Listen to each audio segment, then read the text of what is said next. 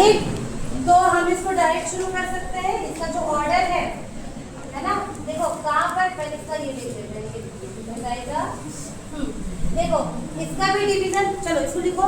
Division है you माई कोटा, लिखो लिखो आके देखो क्या अजय, लिखो। पीछे वाले मत लिखो, नहीं दिख रहा है तो बाद में लिखना, वन लिखना बाकी है। डिवीजन क्या है? डिवीजन है यू माई कोटा, फिर सब डिवीजन एस्कोमाइकोटिना, जिसका भी आप पेनिसिलियम पढ़ रहे थे उसी का ही ये भी है।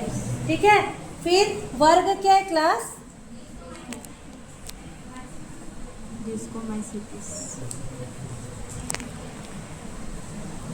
ठीक है, वर्ग है डिस्कोमाइसिटीज, ऑर्डर है पेजाइजिल्स, फैमिली है पेजाइजिएसी और वंश है पेजाइजा। तीन नाम नीचे के तो पीपी वाले आपको याद हो जाएगा, पेजाइजा पेजाइजा पेजाइजा। ऊपर के दो आपको याद है, यूमाइकोटा एस्कोमाइकोटिना। सिर्फ क्लास को आपको याद रखना है जो है आपका डिस्कोमाइसिटीज। याद करो इसमें 6 क्लास है ना। एस्कोमाइकोटिना के अंदर 6 क्लास है। तो एक क्लास का मेंबर था पेनिसिलियम, दूसरे क्लास का मेंबर है जो आपके सिलेबस में दिया हुआ है कौन? पेजाइजा। ठीक है, चलिए तो पहले ये जो क्या बोलते हैं इसका जो क्लास है उसके बारे में थोड़ा सा देख लेते हैं। डिस्कोमाइसिटीज जो क्लास है उसके बारे में देख लेते हैं क्या क्या दिया है। तो ये जो डिस्कोमाइसिटीज है इसके अंदर 60 वंश और लगभग 500 जातियां पाई जाती है जो प्रायः मृदोपजीवी है। देखो ये भी मृदोपजीवी है, मतलब सड़े गले पदार्थ के ऊपर आपको मिलेगा। ये ह्यूमस वाली मिट्टी, सड़ी गली लकड़ी, गोबर आदि होती है। और गोबर पर उगने वाली जातियों को कोप्रोफिलस या श्यामल रागी कहते हैं। ठीक है, कोप्रोफिलस कहते हैं। अगर आप इसको देखोगे तो इसकी जो फ्रूटिंग बॉडी है जिसको फल कह कहते हैं वो मांसल अथवा चमड़े की जैसा नजर आता है। आप इसको देखोगे ना, इसका सैंपल है मेरे पास, एक आध बचा होगा, देखेंगे पेजाइजा को आप देखेंगे पिछले सेमेस्टर में मैंने आपको पेजाइजा दिखाया भी था। तो आप इसको देखेंगे तो ये चमड़े की तरह दिखता है और मांसल मतलब थोड़ा उस टाइप का स्ट्रक्चर दिखता है। और इस ऑर्डर के जो मेंबर होते हैं उनको कप फंजाई कहते हैं। कप के जैसा शेप होता है। इसको भी ऑब्जेक्टिव में पूछेगा कि कप फंजाई किनको कहते हैं। तो आपके में जो एक एग्जांपल है वो पेजाइजा है, या आपको डिस्कोमाइसिटीज भी दे सकता है ऑप्शन में। तो इनको कप फंजाई भी कहते हैं। ठीक है, ये लगभग ये इपिकियल होता है, मतलब ऊपरी भूमि होता है, ऊपर मिलेगा, अंदर की तरफ ही नहीं घुसा होता। इनमें जनरली अलैंगिक प्रजनन नहीं पाया जाता। ठीक है, आगे बढ़िए। इनमें भी क्या होते हैं, 8 आपको एस्कोपिजानु देखने को मिलेंगे। इनका भी जो एस्कस होगा उसमें 8 आपको एस्कोस्पोर देखने को मिलेंगे। ये होते हैं हेलाइन मतलब कलरलेस टाइप के होंगे या तो भूरे कलर के होते हैं। ठीक है, इनके अंदर 3 कुल है, 3 में से एक जो है पेजाइजिएसी, उसके अंदर का पेजाइजा है, उसी को आपको क्या करना है, पढ़ना है। ठीक, तो ये जो फैमिली है, कौन सी फैमिली? पेजाइजिएसी। इसके अधिकांश सदस्य मृदोपजीवी हैं और ये कोप्रोफिलस है, मतलब केवल गोबर पे ही मिलेंगे। ठीक है, इनमें कोनिडियल अवस्था नहीं मिलती है। अगर इनकी फ्रूटिंग बॉडी को आप देखेंगे, बात नहीं आ जाए, क्या बात हो रहा है, क्या बोली मैं अभी? पता नहीं मैम। इसकी जो फ्रूटिंग बॉडी होती है ये, इसको एस्कोकार्प कहते हैं, प्याले नुमा, ये नजर आता है, अभी देखेंगे। ठीक है, और इनमें जो एस्कस है वो एक क्रम में रहते हैं, इसका देखेंगे हम लोग प्रैक्टिकल। ठीक, ये हो गया इसका सिस्टमेटिक पोजीशन, आपने लिख लिया। अब देखिए इनका ऑकरेंस क्या है, कहाँ कहाँ मिलते हैं। ठीक है, तो ये जितने भी इसके जो मेंबर हैं जो भारत में पाए जाते हैं वो अधिकतर सड़ी गली लकड़ी, कार्बनिक पदार्थ और गोबर पे पाए जाते हैं। ये मृदोपजीवी होता है, मतलब अगर आपको पेजाइजा पूछा जाए तो आप बोलेंगे क्या होता है, मृदोपजीवी होता है। ठीक है, इनका जो कवक जाल है ये पट्टयुक्त शाखित होता है। इसकी कोशिकाएं यूनिन्यूक्लियेट होती है, सिंगल न्यूक्लियस होगा। और कवक जाल बहुत लंबे समय तक सड़े गले पदार्थ अथवा गोबर में जीवित रहता है। ये सड़े गले पदार्थों के अंदर वृद्धि करता है और अनुकूल परिस्थितियों में फ्लोटिंग बॉडी भूमि के ऊपर दिखाई देने लगती है, जो प्याले नुमा या गहरे रंग की होती है। ये देखिए, ये जो ए दिख रहा है आपको, वही क्या है, पेजाइजा है ना। आप इसको देखेंगे तो ऐसे कप टाइप का दिखाई देगा, बिल्कुल कप ब्राउन ब्राउन कलर का। पर अगर उसका स्ट्रक्चर देखेंगे तो इसी तरह से जैसे नॉर्मल फंजाई रहता है वैसा ही दिखता है। ठीक है, इसका एक स्ट्रक्चर देखेंगे।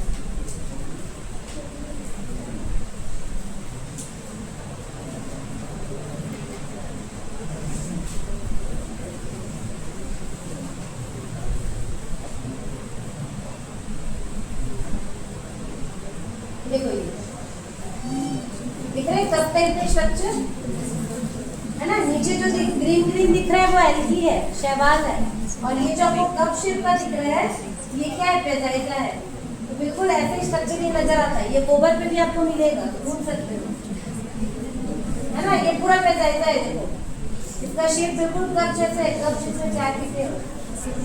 ब्राउन कलर का ज्यादा नजर आता है, इसमें डाल के चाय पी के देखना कैसा लगता है। ठीक है, ये पूरा पेजाइजा है, देखो है ना। ये पेजाइजा है, ये कोई स्ट्रक्चर है जो हम लोग ब्राउन कलर में देख रहे हैं। ठीक, अलग अलग बहुत सारी प्रजाति है कि कोई लाइट ब्राउन कलर का दिख रहा है, कोई कलरलेस भी रहता है, कोई डार्क ब्राउन कलर का दिख रहा है। ये इसका देखो माइक्रोस्कोपिक स्ट्रक्चर है। अब इसको आगे पढ़ेंगे। ये क्या एस्कर्स है, जो स्पोर होते हैं वो होते हैं। ठीक,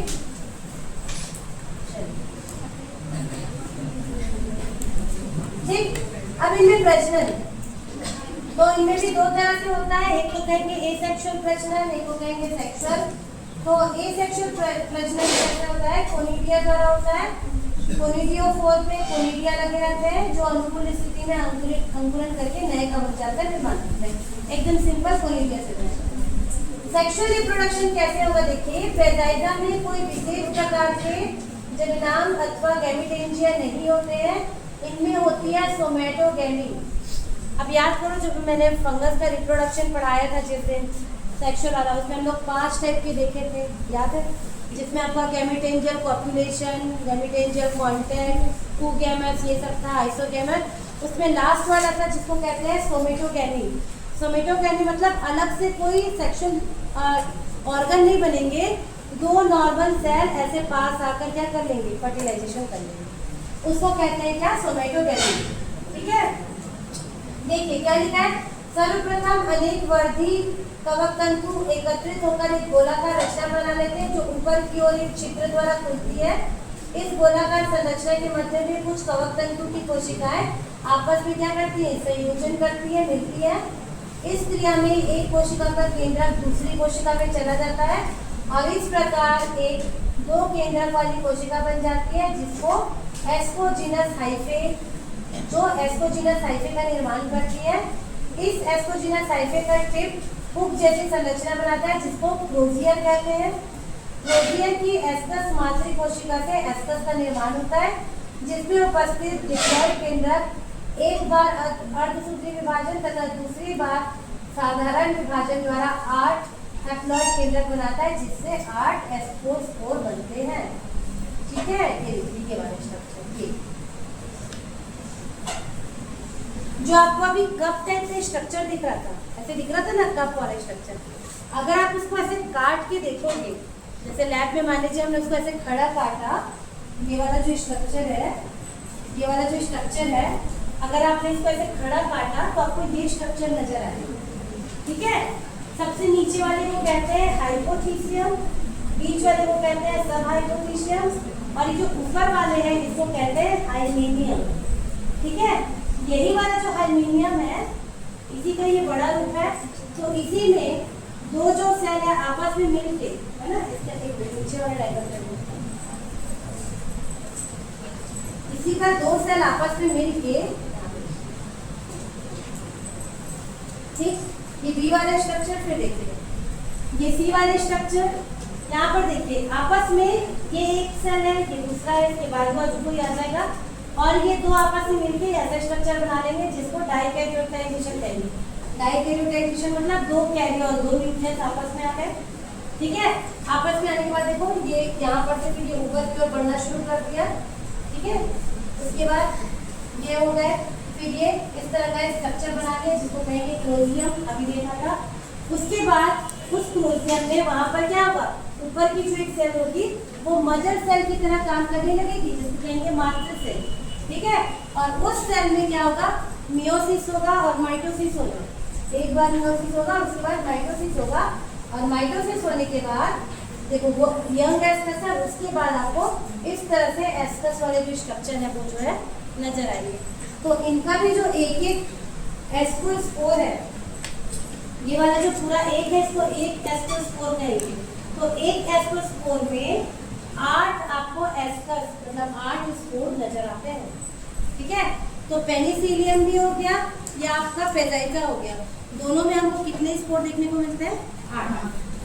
फेजाइजा का बहुत सारा सैंपल था हमारे पास पहले, उसको जब ऐसे छोटा सा ऐसे काट के स्लाइड के ऊपर रख के कवर स्लाइड पे से दबा के आप स्लाइड के नीचे देखेंगे ना, तो ये वाला स्ट्रक्चर बहुत क्लियर नजर आता है। एक लाइन में जमे होते हैं, याद करिए जब अभी पढ़ रहे थे तो हमने देखा था एक पंक्ति में इसके जो स्पोर है। पेनिसिलियम में क्या था, रैंडम जमा हुआ था, 8 बस आप गिन सकते थे। इनमें क्या होता है, बिल्कुल ही ऐसे एक लाइन में एकदम सुंदर ब्राउन कलर के स्पोर आपको क्या होते हैं, नजर आते हैं। ठीक है, तो इसमें आपको इस तरह से ये नजर आएगा। ठीक, ये वही दिया हुआ है, हाइपोथीशियम किसको कहेंगे, सब हाइपोथीशियम हो गया। ठीक, परिपक्व लिप है जो एसआई है, एसआई मतलब बहुत सारे लोग एक साथ बोलते हैं कि मिट्टी फट जाती है और 8 आधुनिक एस्कोस्पोर बाहर निकल आते हैं। एस्कोस्पोर हवा द्वारा एक स्थान से दूसरे स्थान पर ले जाए जाते हैं, जो अनुकूल परिस्थितियों में अंकुरण कर कवक जाल बनाते हैं। ये बहुत लंबे समय तक सड़े गले पदार्थों में रह सकता है और उसके बाद ये क्या करता है, अपनी फ्रूटिंग बॉडी बनाता है। ये देखिए, ये इनका क्या दिया हुआ है, इनका जीवन चक्र दिया हुआ है। यहाँ पे देखिए सबसे पहले दिख रहा है एपोथीशिया, जो स्ट्रक्चर था ना कप शेप वाला, उसको एपोथीशिया कहते हैं। जो कप टाइप का स्ट्रक्चर है उसको कहते हैं एपोथीशिया। इससे बनते हैं एरियल हाइफे, फिर उसमें बनेगा एस्कोजीनियम, एंथ्रीडियम, ये भी बनता है सेक्सुअल वाले में, सब में नहीं मिलेगा। सेक्सुअल वाले नहीं है तो भी दो आपस में फ्यूज कर जाते हैं, और फ्यूज करने के बाद इस तरह से एस्कोस्पोर बनाते हैं, उसके अंदर बहुत सारे एस्कस बनते हैं। ठीक है, ये डायग्राम पिछले बार ही बनाया हो, ये डायग्राम इस बार भी बनाना है, प्रैक्टिकल में भी यही। ठीक है, ये देखिए उनका लाइफ साइकिल। लाइफ साइकिल देखिए, सबसे ऊपर में लिखा है फेजाइजा का सोमेटिक हाइफे, फिर उसमें न्यूक्लियर माइग्रेशन होगा एडिशन सेल में, फिर 2 न्यूक्लियस पेयरिंग होगी, डाइकैरियोटिक सेल बनेगा। ठीक है, एस्कस मदर सेल मातृ सेल बनेगा, फिर उसमें जाइगोट बनेगा, यंग एस्कस बनेगा, मियोसिस होगा, एस्कोस्पोर बनेगा, और फिर से फेजाइजा का सोमेटिक हाइफे बनेगा। ये फेजाइजा का क्या है, लाइफ साइकिल है। ये फिर से वही डायग्राम है, अगर आप इसको देखेंगे तो ये इस तरह से नजर आता है, ऐसे नजर आता है। हाइपोथीशियम, सब हाइपोथीशियम, और ये है जो आपका स्ट्रक्चर। जो एस्कस वाली बॉडी है उनके बीच में स्टेराइल वाले भी रहते हैं। देखो, जिनमें एस्कस प्रेजेंट है उसको एस्कोस्पोर बोलेंगे, और जिनमें नहीं है उनको पैराफाइसिस कहते हैं। ये स्टेराइल वाले हैं, इनके पास एस्कस नहीं है, ये इनकी प्रोटेक्शन के लिए रहते हैं बीच में। ठीक है, प्रोटेक्शन के लिए इस तरह से रहते हैं। ठीक, ये लाइफ साइकिल दिया हुआ है, ये डायग्राम आपको कॉपी में बनाना है, पिछली बार भी बनाए थे, इस बार भी बनाना है। ठीक, तो इतनी चीजें आपको फेजाइजा के लिए क्या करनी पड़ेगी। ठीक है, फेजाइजा का एस्कस देखते हैं, यहाँ पर अभी दिखा देगा।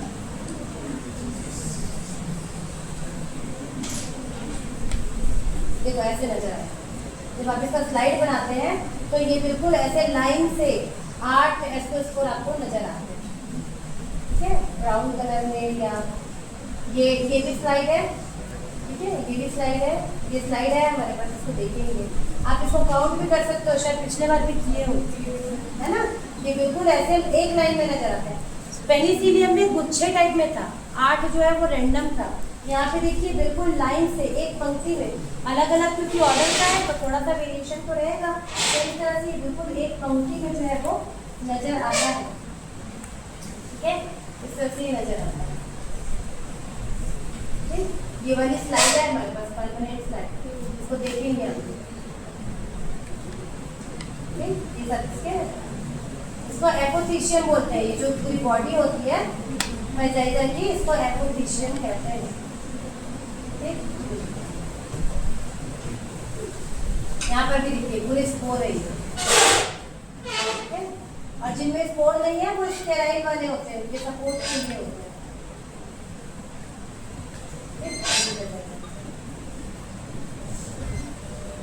ठीक है, हो गया। और आगे करें, चल ठीक है। तो आज 3